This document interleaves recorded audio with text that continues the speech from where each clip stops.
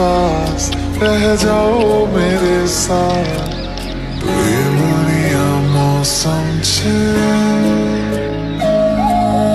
होने लगा मुझको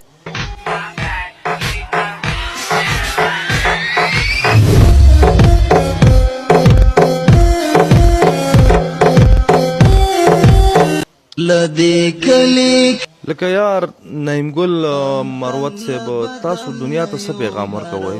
آیا پښتانه دومره بې غیرته دي؟ آیا پښتانه خپله لور خپله خور خپله مور د کیمرې مخې ته راولي؟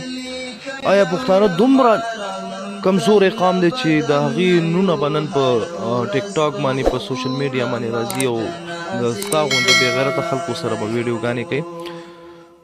السلام علیکم ملګرو، ستاسو ورور ستاسو ملګری جاوید افغان د یوې نوې ویډیو سره. دوستانو دغه سایټ کې چې کوم تصویر تاسو وینئ دا نعیم ګل مروت صاحب دی چې د ده ټیک ټاک ته تاسو کله لاړ شئ نو یاره د سره به خامخا یو نه یو نوې جینۍ راغلی وي او د سره به ویډیوګانې کوي.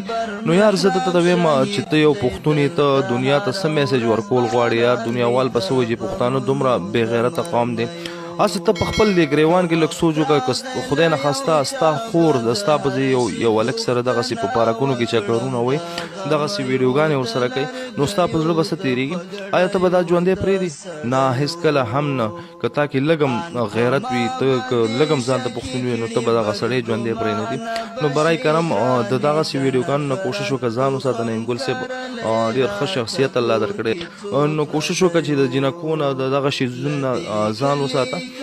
کوشش وکړه داسې یو ښایسته ویډیو، داسې یو ښایسته کانټینټس پیدا کړه چې ستا د ویډیوګانو نه خلک فایده والي، پښتانه دې فایده والي، دنیاوال دې فایده والي. هسې هم تا سره فالوورز ډېر زیات دي، نو ته داسې ویډیوګانې کوه چې خلک ترې نه فایده والي. په دې چې تاسو دغه ویډیوګانې کوئ، تاسو ته خامخا په دې باندې غلط ریاکشن هم میلاویږي. تاسو غواړئ څه یار داسې تور سرې تاسو سره په هره ویډیو کې، مطلب کله ستا په یخښانو کې ګوتې وایي، کله یو شی کله بل شی. یار دا خو مکمل په حاشۍ طرف ته تاسو مایله کوئ خلک. راځئ دا ویډیو ګورو دوستانو چې څه کوي.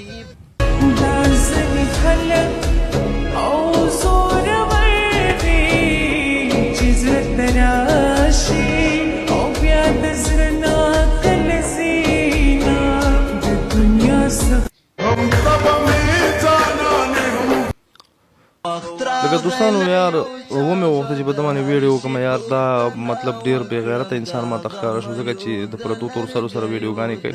دوستانو د نورو ویډیوګانو سره زموږ سره اوسئ چېرته چې